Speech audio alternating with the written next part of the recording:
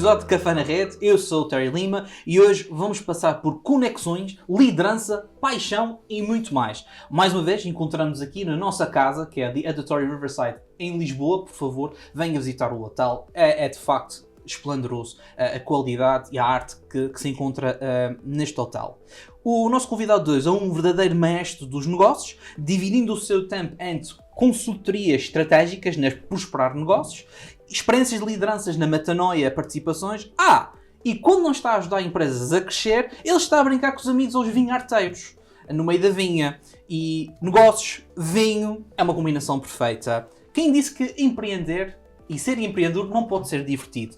O nosso convidado de hoje é Silvio Bugelli. Silvio, muito obrigado pela sua disponibilidade. Eu acho que nós vamos passar aqui um episódio super divertido. Vamos sim. Super divertido, super divertido. Pra gente e pra quem vai nos assistir também, né? Principalmente. Exatamente. A primeira coisa que eu quero lhe fazer, Silvio. Sim. Como é que foi o seu início de carreira e o que é que o inspirou para ir para a área do desenvolvimento de lideranças e consultoria empresarial? Porque normalmente nós vemos pessoas que dão cursos de liderança, nós vemos pessoas que falam sobre liderança, mas têm normalmente já um percurso feito, enquanto que você, desde o início de carreira, lidou diretamente com isso. Olha, Caio, eu diria que é um misto entre a oportunidade e o desejo de contribuir. Né? Uhum. Nós iniciamos, quando eu falo nós, porque eu tenho um sócio que começou comigo em 1986, e até hoje nós nos mantemos sócios, né, em vários negócios, e nesse que hoje eu dirijo, que eu sou CEO, que é a Capital Relacional, né, além da Metanoia, que eu fundei também. Mas olha que interessante, nós atuávamos no sistema financeiro, num banco. Uhum. E o Brasil, e vocês também já passaram por isso em Portugal, aquelas crises, aqueles momentos, né? E em um determinado momento teve um contingenciamento de recursos. O Brasil vivia inflação altíssima, né? E num plano econômico travou as operações, né? Não se fazia mais nada. Só que nós tínhamos um desejo, que era continuar contribuindo com as empresas, né, para fazer a sua gestão. E no banco a gente começou a fazer serviços de consultoria para esses clientes. Nós atuávamos com empresas, né, um departamento que nós chamamos de pessoa jurídica. Né? E naquele momento a gente conseguiu viabilizar uma estrutura muito grande que a gente tinha de colaboradores dentro da estrutura do banco. Só que com detalhe, a gente começou a receber dinheiro e emitir recibos, né, para poder dar justo, né, para poder financiar. E nós somos chamados pela diretoria do banco: olha, vocês não podem fazer isso. Vocês estão fazendo uma atividade que vai dar problema, né? O Banco Central, né, não permite que vocês façam isso. Aí eu virei para esse meu sócio e falei: bom, se eles não podem fazer, que tal a gente faz isso? Então nós começamos numa necessidade das empresas que tinham para fazer a sua gestão e também numa oportunidade que surgiu. Então em 86 nós criamos uma empresa de consultoria, que era uma consultoria que olhava o aspecto financeiro, já que nós éramos oriundos, né, do banco. Empreendemos então esse nosso primeiro negócio em 1986. Então foi assim que nasceu a Metanoia? Não, a Metanoia veio anos depois. Né? A consultoria chamava TCA Consultores. TCA Consultores. Né? E a consultoria tinha uma visão, primeiro, no primeiro momento, muito clara de gestão, formação de preço, análise de resultados. Né? Eu até criei na época, o Brasil vivia um momento muito grande de inflação, eu criei um índice de inflação interna. Olha que interessante. Por quê? Você tem a sua cesta de consumo. Correto. Eu tenho a minha cesta de consumo. Falar que a inflação que você tem é a mesma que eu tenho, não faz sentido. Eu gosto de um conjunto de produtos e consumo, você... Né, tem um outro conjunto. E para as empresas era pior ainda. Então eu criei, né, o que chamava de IPP, Índice de Preços Próprio. Cada empresa calculava a sua própria inflação, a sua inflação interna. Conforme os seus consumos de matéria-prima, exatamente, matéria intermediária. Muito interessante, muito interessante. O Brasil, só para ter um contexto, né, a inflação que a gente vivia era 80% ao mês. Sim. Não faz sentido, você fala 80% ao mês, o que é isso? Nenhuma empresa consegue prever ou nenhuma empresa consegue fundamentar um plano de negócios quando exatamente, todos os meses... E quando é 80% todos os meses, porque pode ser 82, 100 para a semana, e no mês a seguir pode ser 250 e de repente já é 40 outra vez. Quer dizer, isso, nenhuma empresa consegue um plano estável para fazer face a essas variações tão frequentes e tão drásticas. Foi assim que a gente empreendeu, começamos, né? Só que, entendendo bem finanças, a gente viu que finanças era resultado, como o próprio nome diz, resultava de alguma coisa. Correto. Né? E aí, como é que você faz ampliar esse resultado? Você precisava trabalhar outras duas variáveis.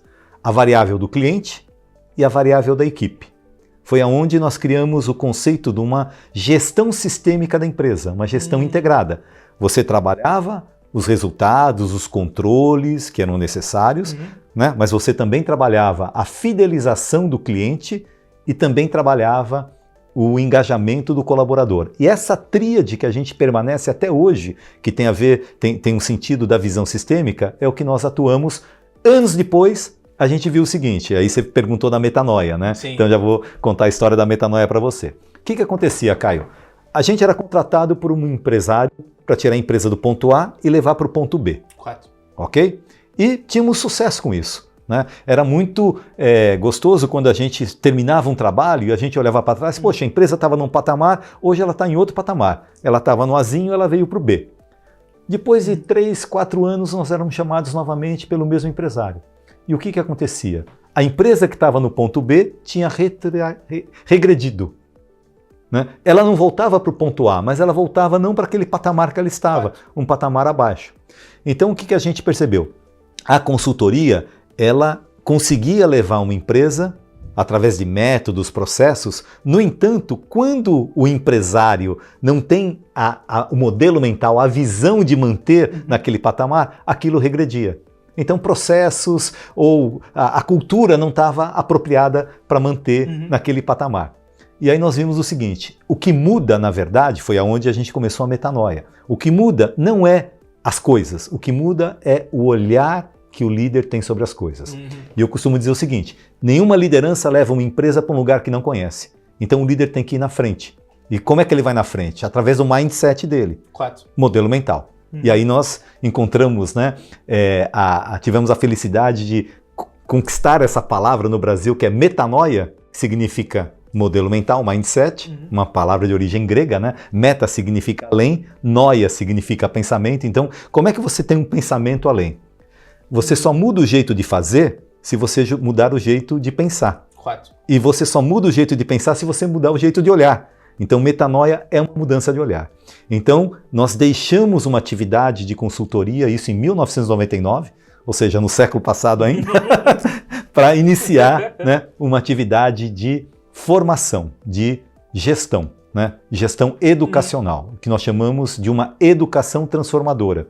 Por quê? Porque você educa o olhar. Metanoia é uma educação de olhar. Você vai para o mercado, você pode enxergar um monte de ameaças ou uma série de oportunidades. Correto. Depende do teu mindset. Perspectiva. Depende da tua... Exatamente. E é o que a gente faz desde 99, ou seja, esse ano estamos completando 25 anos na transformação de empresários e de empresas que participam dos processos. E diga-me uma coisa, Silvio. Sim. Foi difícil falar com os empresários? Foi difícil ensinar a mudar o olhar, que por sua vez muda o mindset, que por sua vez muda a ação? Ou sempre foram muito receptivos? Uma das coisas que, por exemplo, fala-se muito em Portugal é que o nosso tecido empresarial são muitas pequenas e médias empresas, de uma forma geral, um nível de educação muito baixo em alguns dos líderes, dos gestores e donos de empresas. É fácil falar com eles, é fácil dizer, olha, nós temos uma forma melhor de vocês seguir o seu caminho, ou é sempre desafios, obstáculos, desafios, e só depois é que vem o prémio, que é, ok, nós vamos do ponto A para o ponto B com vocês. Perfeito. Boa pergunta essa, porque como é que nós entendemos que existe a tomada de consciência da mudança? No Brasil, na Metanoia, nós também atuamos com empresas de pequeno e médio porte. quando a gente fala pequeno, não é microempresa. Aqui em Portugal eu tenho visto que tem muitos negócios pequenininhos. Negócio de 3, 4, 5, um restaurante, um bar, né? É as unipessoais, como nós E chamamos de unipessoais, ok, né? Então, lá no Brasil a gente atua em empresas que a gente chama de pequenas empresas, de 100, 150 colaboradores, médias empresas de 400, 500 e grandes empresas aí são, né? Mas são empresas familiares, né? São empresas de dono. Não são empresas, né, de CEOs ou de contratados, né, são empresas de donos. Né? E o que acontece? Muitas vezes ele não faz a pergunta certa para ele mesmo poder mudar. Okay. E uma coisa que a gente aprendeu nesse tempo todo é fazer perguntas. E uma pergunta é, você está feliz com a tua qualidade de vida e o trabalho? Você não acredita que o teu negócio poderia se desenvolver se você tivesse uma equipe que apoiasse, né, e tivesse um desenvolvimento e crescimento, né? Então, a partir das perguntas certas, esse empresário começa a refletir. E aí ele vai na busca. Eu costumo dizer o seguinte, a metanoia não é uma UTI. UTI é um termo que vocês usam aqui? Não? O que significa UTI? Unidade de terapia intensiva, não é quando você está doente. Não, nós estamos aqui UCI. UCI. Unidade de Cuidados Intensivos. Isso, UCI. Então, a metanoia não é para quem está na UCI, né? Que está assim, a míngua, vou morrer, então agora vou... Não, é para quem quer ir para um spa, para ficar melhor. Okay. Então, esses empresários que têm essa visão de aprimorar e melhorar o seu negócio, eles buscam uma formação, que é uma formação de média duração, é 1 ano e meio, um processo, onde você constrói o que nós chamamos de cultura organizacional. Ok. Só com essa cultura organizacional e percorrer esse caminho é que eles, lá está, mudam a perspectiva, mudam a forma como olham, por sua vez mudam o mindset, por sua vez muda a sua ação como líderes. Exatamente. Falando em empresários, negócios, perspectivas, Sim. eu ouvi dizer que Sim. você começou a sua carreira de empresário como vendedor de carros. Essa história que a gente contou, não foi nem de carros, olha só, meu pai tinha uma loja de carros, olha, e isso que é visão de cliente. Mas viu? espera aí, Silvio, a pergunta não é sobre isso, mas ainda bem que vai tocar sobre isso. Sim. A pergunta é, qual foi o melhor carro que vendeu? Então tem várias histórias, eu vou contar duas que eu acho interessantes. Meu pai tinha uma loja de carros e no Brasil, naquela época, eu tinha 14 anos, então nós estamos falando da década de 70, né? Uma coisa, muito tempo atrás, né? E tinham feiras, você participava de feiras, né? Ele tinha loja física, mas no final de semana ia para esse espaço, uma grande praça central, né? Onde as pessoas iam também ver os carros, né? E eu ficava lá, acordava cedo, sempre fui curioso, acompanhava ele, né? E o que eu vou fazer? E eu percebia, ele comprava umas placas, né, de papel, vende-se, né, para colocar atrás do carro, colocava a informação do ano do carro, telefone, contato, né? E eu ia com ele e eu falei, poxa, eu posso também pensar num negócio. Então, meu primeiro negócio que eu abri foi vender placa de vende-se. Okay. Eu vendia vende-se. Você ficava em casa a fazer vendas? Eu comprava por 10 centavos uma placa e vendia por R$1. Uau! Olha a margem que eu tinha. Isso era 90. Eu voltava no final de semana com um pacotão de notas assim. E meu pai às vezes não vendia o carro. E eu falava para ele, você não vendeu, mas olha quanto eu vendi. Mas olha, essa história é pitoresca, por quê? Porque aí eu comecei a olhar o cliente. E eu percebi que o papel, tá bom, ele precisava de uma caneta também para colocar os dados. Então, eu fornecia caneta, isso com 14 anos, década de 70, eu estou lembrando, no comecinho da década de 80. Eu fornecia um pincel atômico, uma caneta para ele colocar as informações. Sim. Aí comecei a ter concorrência, porque o negócio, outros meninos começaram a vender. Eu falei, como é que eu vou me diferenciar da concorrência? Eu levava um durex, como é que vocês chamam aqui? Uma fita para grudar no vidro. Fita cola.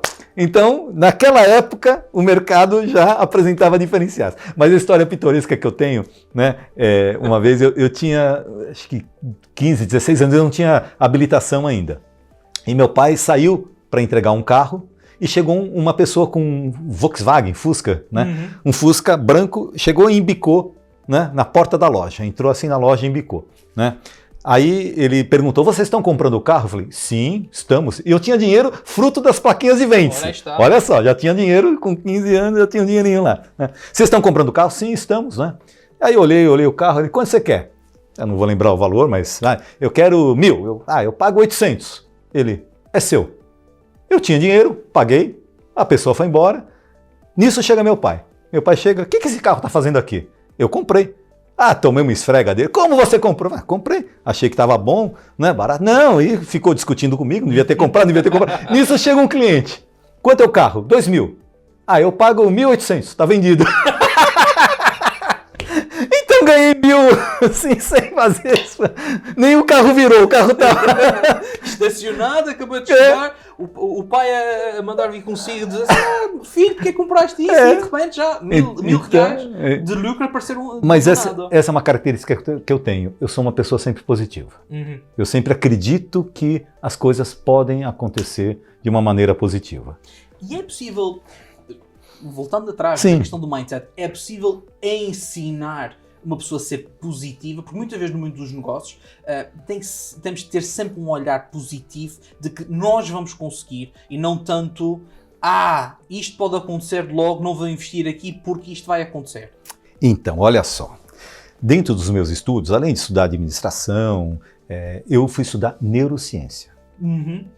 Isso não está na tua curiosidade. Só te falaram dos carros, né? Da neurociência eu vou te contar. Mas tem aqui. Tem aí também? Também tem sobre o... Eu fui estudar neurociência. Por quê? Porque nós não nascemos e recebemos um manual de uso do principal equipamento que a gente tem.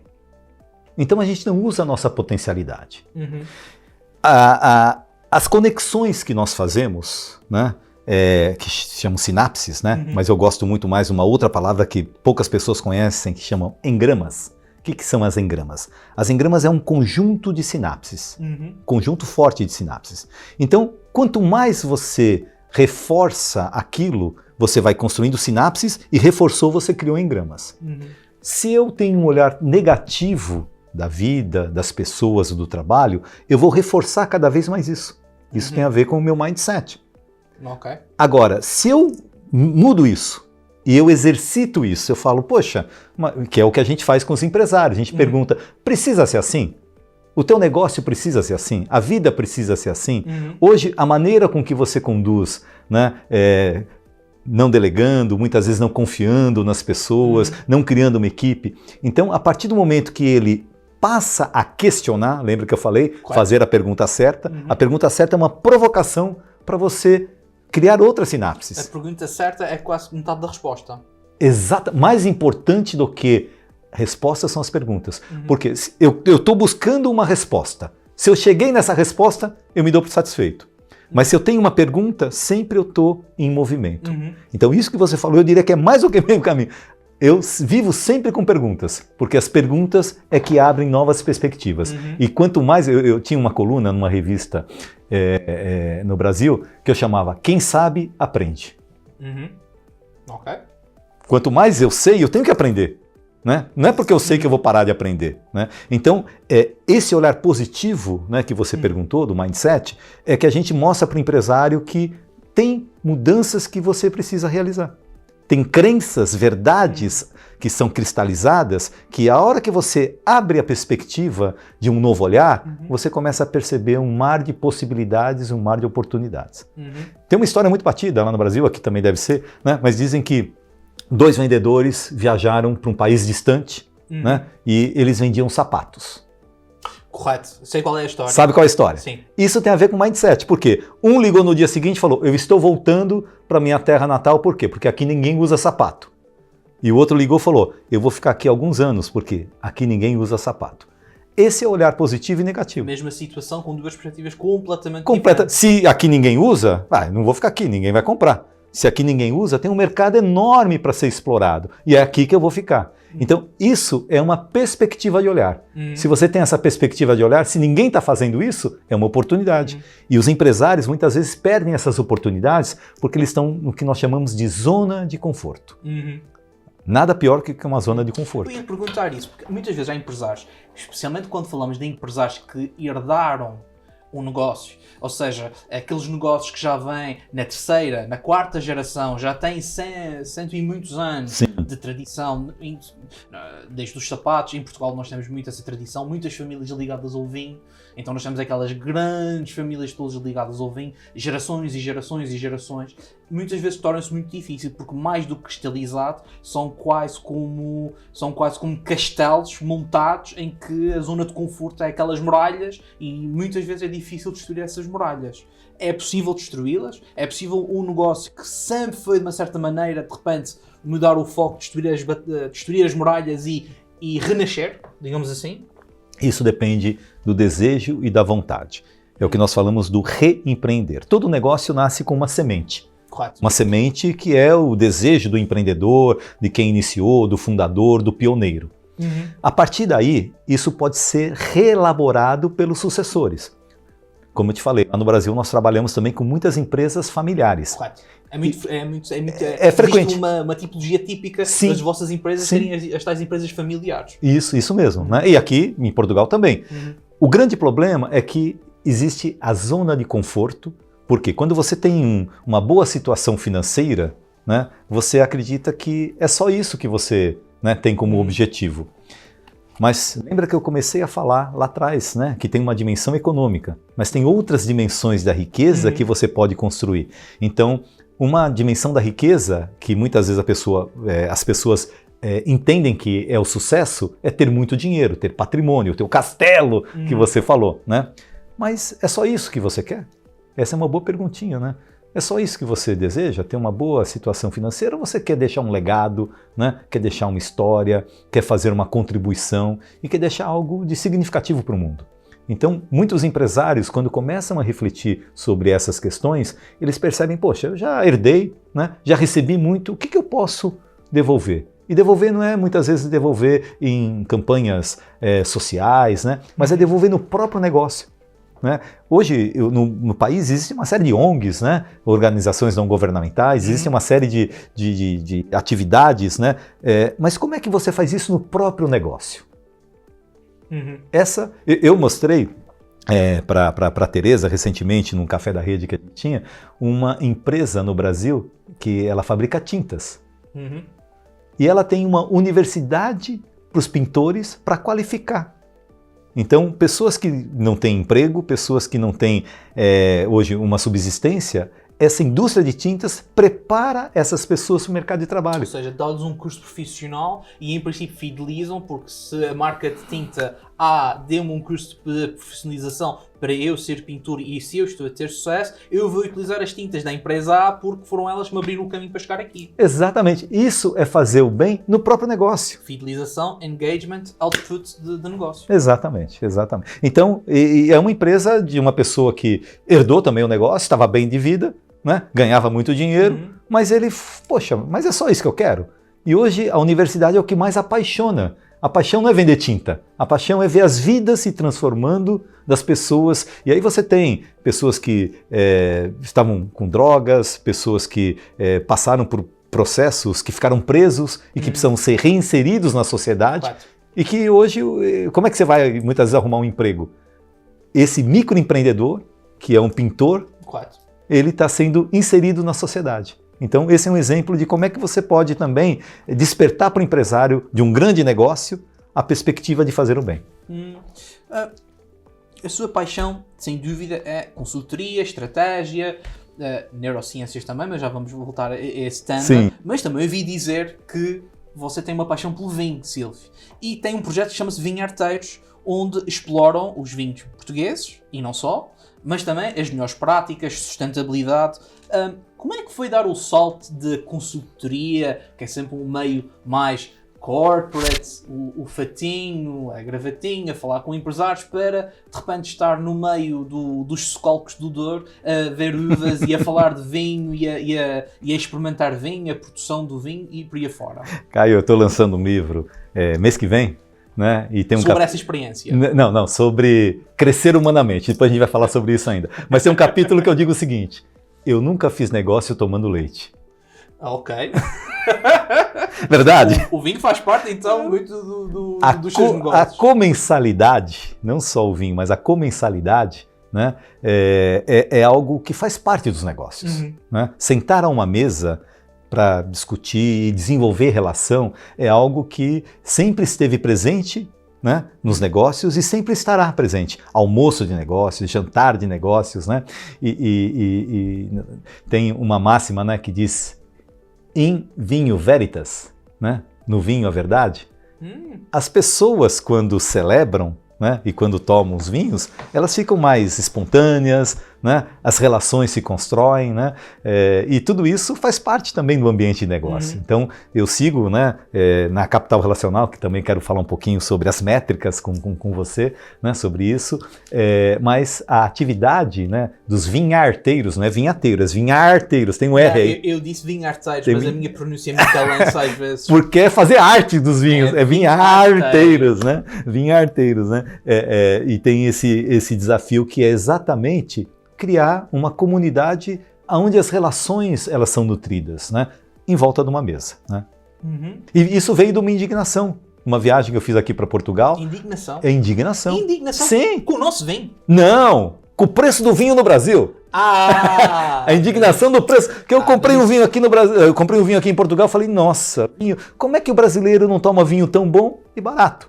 Eu comprei um vinho que era mais barato do que uma garrafa de água. Eu cheguei pro Gajo, eu falei, explica aqui, Gajo. Quanto custa a garrafa? Quanto custa o sobreiro? Quanto custa o rótulo? Quanto custa a vinha? Quanto custa... E como é que vocês vendem um vinho a esse... 98 centavos de euro eu paguei uma garrafa de vinho.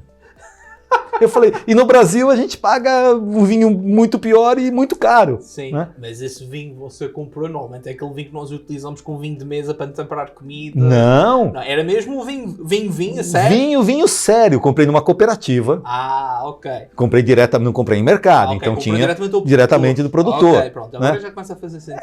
Eu falei, poxa, e por que a gente não pode? Então o Vinharteiros, ele trabalha com vinhos, claro, vinhos de gama importantes, que é uma loja de vinhos, né? A gente chama de enotecaria, é uma enotecaria luso-brasileira. Luso são os vinhos que a gente importa de Portugal. E as brasileiras são vinhos de pequenas boutiques, pequenas vinícolas. Pequenas produções. Isso, onde eu faço um trabalho de curadoria, seleciono, né? E não tem intermediário, então são preços muito competitivos e de uma alta gama. Olha só, você acha que é só português que toma alvarinho? Lá nós plantamos alvarinho e temos alvarinho. Tem alvarinho no Sim, Brasil. Touriga Nacional também. Então nossa carta de vinhos, depois eu vou te mostrar. Tem Touriga Nacional, você tá pensando o quê? Vocês vão começar a roubar as Não, vocês estão anos-luz na nossa frente. Não, mas vocês têm muito mais terreno do que nós. Nós já estamos a chegar, por exemplo, na zona de mercado do Douro, nós temos mesmo só aquela zona. Portanto, nós temos uma limitação geográfica física que o Brasil, de facto, não tem. Vocês são um país enorme, é do tamanho de um continente quase. Portanto, se vocês começarem a plantar as nossas vinhas nacionais lá, vai ser muito difícil nós competirmos. Mas o terroir é diferente, Então, entrando nesse assunto, o que eu queria falar, Caio, numa confraria ou numa comensalidade, né, você está desenvolvendo relações. E uma coisa que o empresário tem que ter consciência é que negócios são relações. Isso é fundamental. Se ele tiver esse entendimento que negócios são relações, ele vai compreender que existe um jeito dele fazer uma conta para saber o resultado. Correto. Que é o que eu chamo a equação racional. Equação racional você faz o seguinte, receita menos despesa. E aí você chega no resultado. Só que essa visão é uma visão estreita, não uma visão sistêmica. Quando você entende que resultado é fruto de uma relação entre o seu cliente satisfeito e seu colaborador comprometido, isso abre uma perspectiva enorme. É o que nós chamamos de capital relacional. Capital relacional, então, é uma proposta que hoje nós estamos também trazendo para cá, para Portugal, que são métricas para você medir. Você pode medir não só o resultado atual, mas você pode ter a perspectiva de mensurar o teu resultado futuro. No Brasil, lá no Rio Grande do Sul, em maio, nós tivemos uma chuva muito forte que assolou dezenas de cidades. Ficaram debaixo d'água, foi assim. Inclusive eu estava, quando a chuva começou, foi dia 1º de maio de 2024, eu estava na região. Né? Consegui sair, aeroportos fechados, foi assim um terror. Né? Mas teve cidades, Caio, que não caiu uma gota, mas ela estava debaixo d'água. Bom, como é que se explica isso, né? Chove na cabeceira, o que vai acontecer na foz? Vai ter muita água. Correto. Essa metáfora, ela é muito interessante, até coloquei isso no meu LinkedIn, né? As duas cabeceiras que formam o resultado de um negócio. Por quê? Você precisa saber se vai ter resultado aqui embaixo, na foz, o que está acontecendo na cabeceira? Está chovendo? Se está chovendo muito, a água vem. Se você quer saber teu resultado, não é olhar pelo retrovisor o que aconteceu, o que passou. Quando você está numa autoestrada, está aqui na 1, você está olhando para frente, você não está olhando para o retrovisor. Então você precisa saber o que vem na frente. E o que vem na frente é, teu colaborador está comprometido? O seu cliente está fidelizado? Essas duas métricas, elas vão desembocar no melhor resultado que você pode obter. Isso está nesse livro, Capital Relacional, que a gente documentou. E qual é o objetivo? O objetivo é fazer com que mais empresários possam ter essa visão relacional e não só uma visão econômica. Correto. Econômica é importante medir? É. Mas quando você vai para um centro de saúde, você tem vários indicadores. A temperatura, a pressão, frequência cardíaca, batimento. Uma empresa precisa fazer a medição dos seus sinais vitais. A hora que você tem esses sinais vitais sendo monitorados, você sabe a saúde não só econômica, atual, mas as perspectivas futuras. Você faz um exame de sangue, um hemograma, para quê? Para saber como é que você está. Estado geral. Estado geral. As empresas hoje não têm um estado geral. Então, é como se você estivesse pilotando um Boeing da TAP sem um painel de controle. Você tem um painel limitado. Você só tem lá se tem combustível ou não. É importante? Claro que é. O econômico é importante. Mas e os demais? E a pressão? Né? Como é que está funcionando? Altitude, etc. Então, o que nós temos hoje é uma plataforma capaz de você mensurar e saber com antecedência essas relações. E essas relações, a gente começou falando do vinho, ela se fecha também quando você está junto com alguém. Então, só para entender que negócios são relações.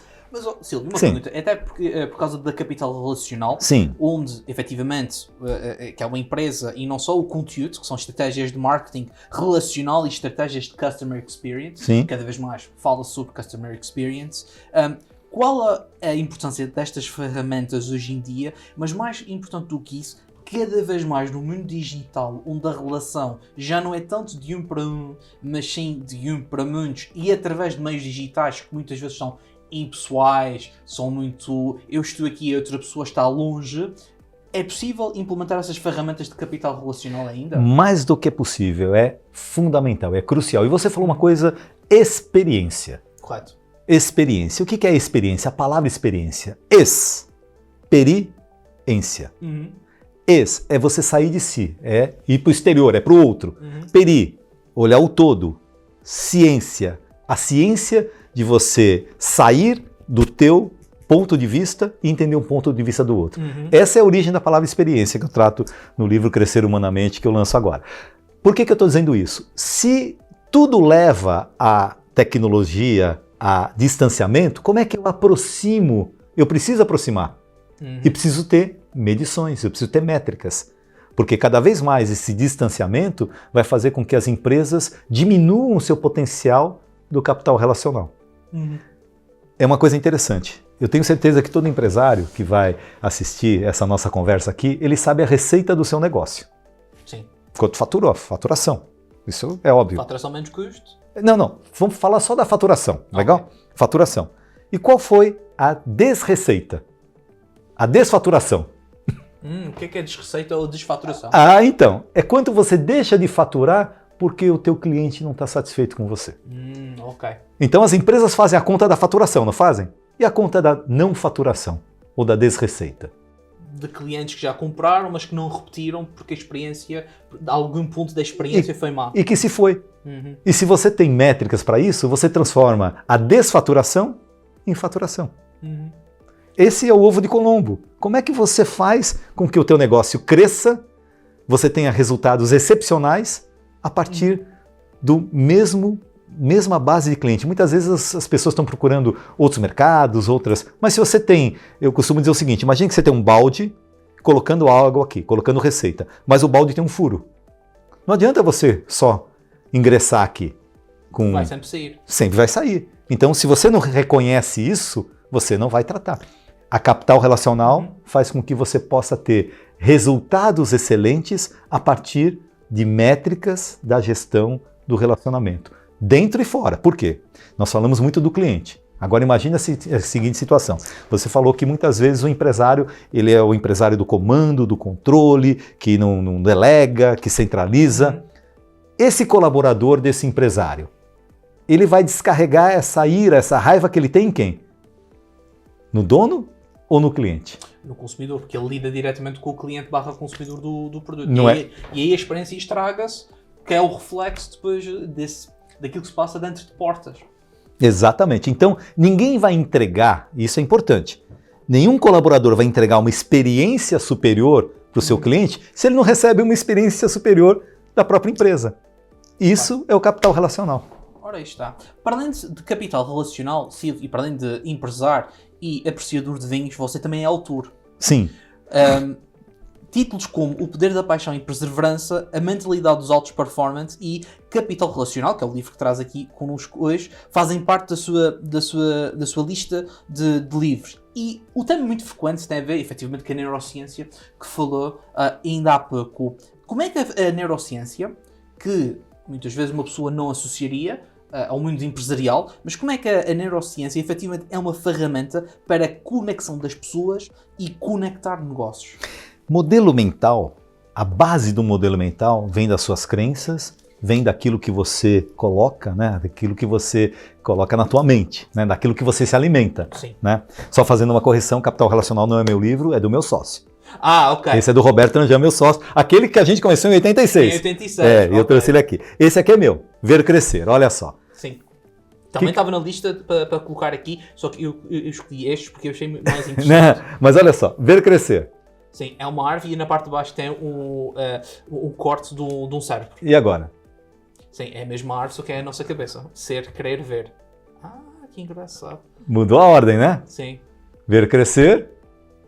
Ser, querer, ver. E isso que eu falo da neurociência. O que vem na frente? Você quer ver para crer? Ou você quer crer para ver?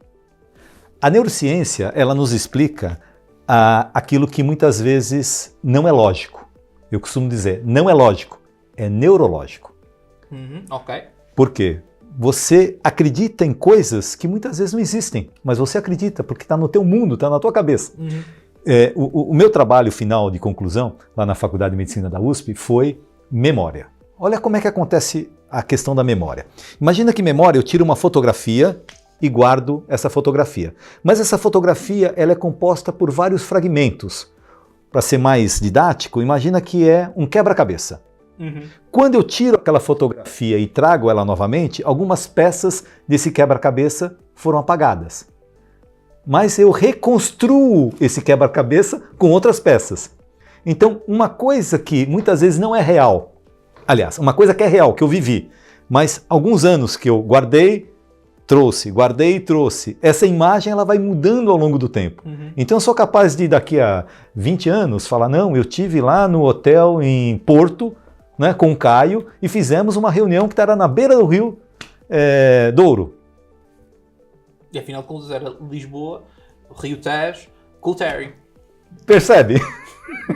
Então, né, a memória ela vai sendo alterada. Mas eu vou lembrar que eu estive aqui, que conversei contigo, que isso vai estar... Então, muitas vezes, a neurociência ela é necessária para a gente entender fatores que não são lógicos. Não é lógico. Imagina agora uma outra situação. Uma pessoa que teve uma pequena isquemia.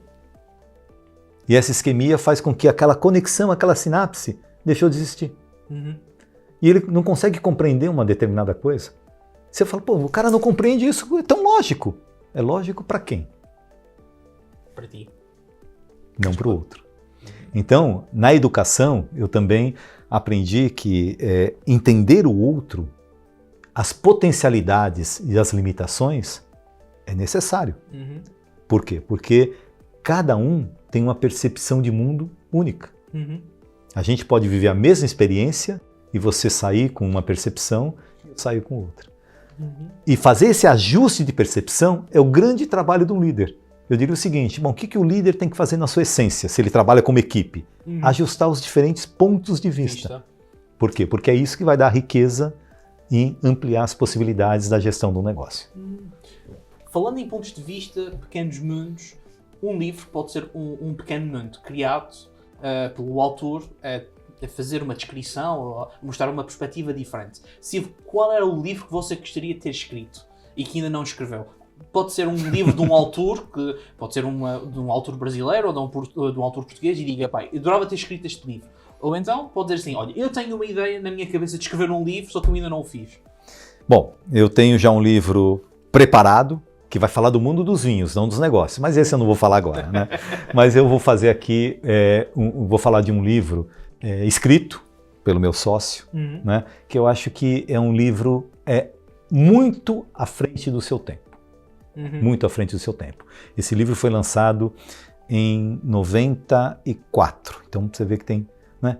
Que se chama A Empresa de Corpo, Mente e Alma. Ele faz uma abordagem, Roberto Nanger faz uma abordagem que eu acho riquíssima, que é a seguinte: uma empresa como organismo vivo. E isso muda completamente, e acho que esse é o recado que a gente pode deixar para o empresário. Eu posso enxergar uma empresa como uma máquina. Se eu enxergo uma empresa como uma máquina, ela tem engrenagens, ela tem trilhos, né? Ela tem rotinas, ela tem... E se eu tenho um modelo mental, uma concepção de uma empresa como uma máquina, eu vou cuidar de uma máquina dessa forma. Tira roda, tira tapete, mete tapete. Bota lubrificante. WD-40. Exatamente. Fita cola cinzenta. Isso, exatamente. Então, se eu tenho essa concepção de empresa... Agora vamos fazer uma outra metáfora. Uma empresa como um organismo vivo. Se uma empresa é um organismo vivo, ela vive.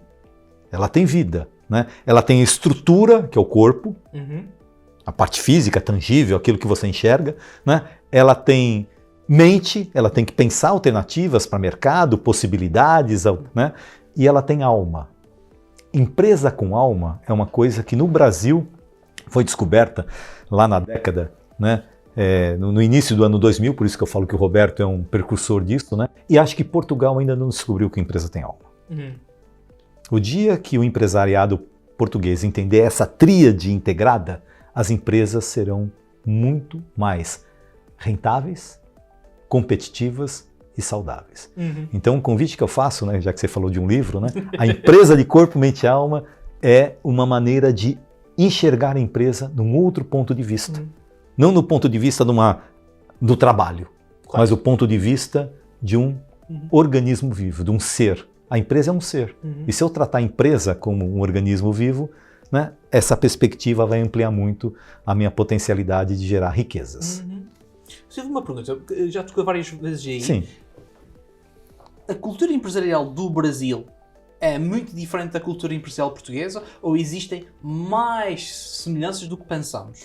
Existem boas semelhanças, né? Boas semelhanças, principalmente quando a gente fala eu diria que hoje a gestão do Brasil me parece um pouco mais preocupada e avançada em desenvolver o que a gente fala de uma cultura organizacional que tenha propósito e significado no trabalho. Eu acho que o controle ainda permanece muito forte no ambiente da cultura do empresariado português, né? De não abrir mão do controle, da desconfiança, né? Só que isso faz com que o negócio não cresça, né? Porque o braço não chega, né? Então ele concentra, centraliza e não permite que as ideias e as pessoas, né, possam se dedicar também e se comprometer. Então, eu diria que isso, e como a gente iniciou os nossos negócios lá na década de 80, né, eu diria que Portugal vive hoje alguns anos, né, do que a gente viveu no Brasil. Mas, e é interessante, né, porque a gente tem uma abertura, né, o turismo é muito forte, os negócios, mas talvez o grande ponto que você colocou é que muitos negócios já se consolidaram com riqueza econômica. E aí cria uma zona de conforto. Correto. Né? Eu acho que o empresariado português deveria questionar o que mais ele pode ter, o que mais ele pode contribuir, o que mais ele pode fazer. Né? E viver uma vida muito mais, né, desperta, uma vida muito mais propícia para também se divertir. Trabalho é diversão, né? Sim, Trabalho é diversão. Ok. Silvio, já estamos aqui à reta final da nossa entrevista, que está a ser super interessante. Eu queria lhe perguntar qual era a mensagem que gostaria de Silvio Begelli de hoje deixar ao Silvio Begelli daqui a 20 anos? Futuro? Do futuro. Nós só olhamos para o futuro. Ai. Café na rede, nós só estamos a pensar no futuro. O que é que você diria hoje ao Silvio Begelli daqui a 20 anos? Você demorou para mudar, hein? Mas aprendeu! Eu diria o seguinte, né? Sempre é tempo de você buscar nova perspectiva, novo olhar, novas formas de viver plenamente, né?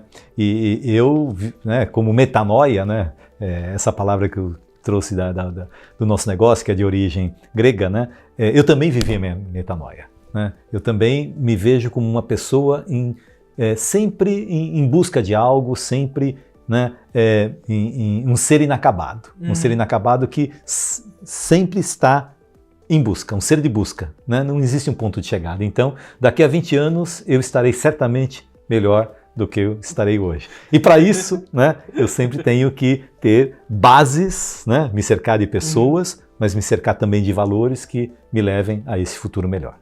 Silvio, muito obrigado pela sua disponibilidade, pelos seus insights e pela sua mensagem que trouxe hoje. Bom, mais um episódio de Café na Rede. Volte connosco para a próxima semana, que o próximo café ainda vai ser mais interessante. E interessante também. Até à próxima.